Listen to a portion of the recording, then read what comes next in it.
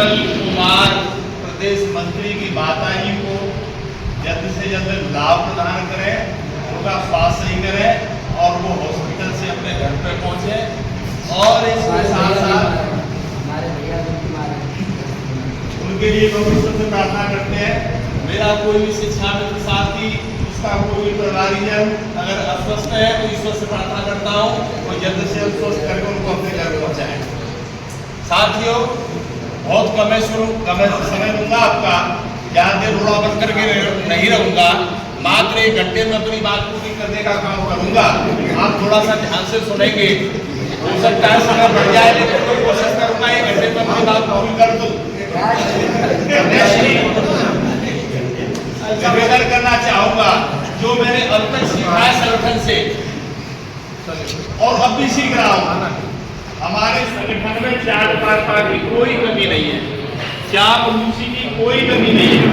तो अब से पहले जिस दिन से 31 तारीख डिक्लेयर हुई है और ये सब जान रहे हैं यहाँ पर जितने बैठे हैं, और कुछ लोग तो इसी वजह से आए ही नहीं है, नहीं तो इस मीटिंग में इस संख्या से 2 गुनी संख्या होगी। ये जो झोल चलाना इतने बीच में कि मीटिंग होगी कि नहीं होगी, होगी तो कैसी होगी, कौन इसमें जो है निर्णय अग्नि भूमिका निभाएगा, क्या होगा क्या नहीं होगा, इस वजह से पश्चिमी उत्तर प्रदेश के बहुत सारे लोग नहीं आए जो मेरे बराबर संपर्क में थे। पश्चिम के लोग संपर्क में नहीं थे, मध्यांचल के भी थे, पूर्व के भी थे, हर जगह के थे मेरे संपर्क में। अध्यक्ष जी सत्य बोलूंगा, लेकिन कठोर बुरा आपको लगेगा, लगे तो कोई फर्क नहीं पड़ता। मात्र 50 साल की नौकरी बची है, एक 2007 में रिटायरमेंट है, लाल बत्ती की कोई चिंता है नहीं। आज में नहीं की तो 4 साल में क्या करें।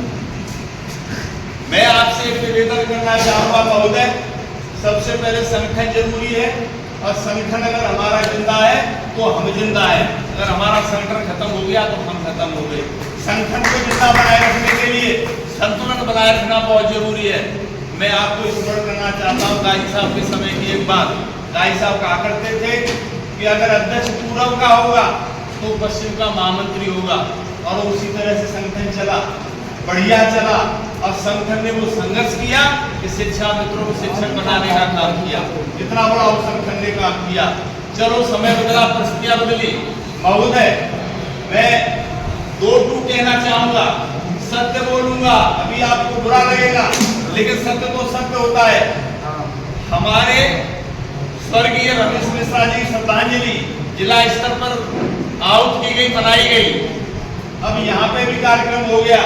महोदय, आपसे और पूरे सदन से निवेदन करूंगा तो इस प्रक्रिया को आगे ज्यादा न बढ़ाए, नहीं तो कहीं ऐसा न हो कि स्वर्गीय रमेश मिश्रा की जो इज्जत और जो सम्मान है वो कहीं मजाक में बदल जाए। बहुत हो गया, आप मेरी बात को उसको गंभीरता से लेना। और कुछ लोग तो कहने लगे हैं, पता नहीं रमेश मिश्रा को तो अटल बिहारी वाजपेयी बना के छोड़ेंगे क्या। ये सत्य है, लेकिन मैं 4 बार इसलिए कहता हूँ, सत्य को कोई बोलता नहीं, लेकिन पीछे पीछे बोलते हैं सब, सामने कोई नहीं बोलता। मैं आपसे निवेदन करना चाहता हूँ और पूरे सदन को अवगत कराना चाहता हूँ, मेरे पश्चिमी उत्तर प्रदेश का एक जिला चाहता है कि अगर आज पद खाली हुआ है कोषाध्यक्ष का, तो हमारे पश्चिमी उत्तर प्रदेश को ये पद मिलना चाहिए जिससे संतुलन बना रहे। क्योंकि हमारे पश्चिमी उत्तर प्रदेश से जिस समय प्रदेश महामंत्री का पद गया, उस समय हमारे प्रदेश के कई लोगों ने, पश्चिमी उत्तर प्रदेश के कई लोगों ने इसमें ऐतराज व्यक्त किया था। लेकिन अच्छी बात यह है कि जिसको भी दिया गया, मैं सही कहता हूँ, उसने बखूबी अपने पद का निर्वहन किया और वो उसने साबित कर दिया कि अगर मुझे जो जिम्मेदारी सौंपी गई थी मैंने उसको निभा करके दिखाया है। आप भी अपनी जिम्मेदारी को बढ़िया तरह से निभा रहे हैं। मैं यही चाहता हूं कि सभी लोग अपनी जिम्मेदारी को बढ़िया तरह से निभाएं। लेकिन महोदय, मैं आपको बता दूं, अगर आपने सावधानी पूर्वक आगे कदम नहीं उठाया और इसी तरह से अनदेखी की तो ये फोड़ा नासूर बन जाएगा, कैंसर बन जाएगा। आपके भी खिलाफ लोग तैयार हैं। जिस तरह से महामंत्री बनने के लिए बहुत सारे लोग तैयार थे ना, आज रेगुलर प्रदेश अध्यक्ष बनने के लिए भी बहुत लोग तैयार हैं और वो प्रदेश अध्यक्ष के काबिल भी हैं। इसीलिए समन्वय बनाइए, संतुलन बनाइए, जहां जिसको जो हक मिलना चाहिए वो दीजिए और ज्यादा चापलूसी मत कीजिए। मैं प्रेमानंद जी को सुनता हूँ, उनका मैं बहुत बड़ा अनुयायी हूँ। मैं कह रहा था, वो देख रहा था उनके उसमें, अहो भरत भाभी प्रवर कैमुनाथ, हान लाभ जीवन मरण अस अपजस विधि हाथ। जब ये सब विधि के हाथ में, तो ज्यादा ड्रामा और पाखंड रचने की कोई जरूरत नहीं है, मरना सबको। मेरे पिताजी एक्सपायर हुए, मेरे पिताजी, सत्य बात है, तो मेरी आंख खुल जाए, मैंने कहा इसको मरना है, कौन रोक सकता है, प्रकृति का नियम है। लेकिन मेरे पिताजी के मरने के बाद जब 5 दिन मेरी माता जी मरी, 5 दिन तक अन्न पानी त्याग दिया था उन्होंने, उस समय मेरे आंसू आए। चाहे किसी का बाप हो, चाहे किसी की माँ हो, बेटे का जो कर्तव्य होता है और वो अपने कर्तव्य का अच्छे से निर्वहन करता है, तो उसके होता है जो उसको झटका लगता है। मैं मानता हूँ जो भी कुछ हुआ है नहीं होना चाहिए था, क्यों नहीं होना चाहिए था? आप होते कौन है, जो होना होगा तो हो भी रहेगा, कोई नहीं रोक सकता। इसलिए मैं अपने पश्चिमी उत्तर प्रदेश की तरफ से और मेरे प्रदेश के जो भी लोग जो आए पश्चिमी उत्तर प्रदेश के, उन्होंने अपनी बात को मजबूती से नहीं रखा। क्यों नहीं रखा? आपके आदेश का पालन किया महोदय, आपने कह दिया कोई बात नहीं होगी, सिर्फ और सिर्फ श्रद्धांजलि और उसके बाद सुशील यादव की माता जी की कुशलक्षेम पूछने के लिए हम लोग जाएंगे। इसीलिए, लेकिन जब बातें होने लगी, और एक बात बता दूं, ये तो मैंने अपनी बात रख दी आपके सामने, मैं दावा कर रहा हूं अपने पश्चिमी उत्तर प्रदेश की तरफ से कि ये पद हमारे पश्चिम में दिया जाए। दूसरी बात ये है कि लोग कहते हैं कि इस बार करना हुआ तो आर पार का होगा। महोदय, ये भी मैं बता देना चाहता हूँ, सबसे पहले आर पार को हम करना चाहते हैं, लेकिन कैसे होगा आर पार का?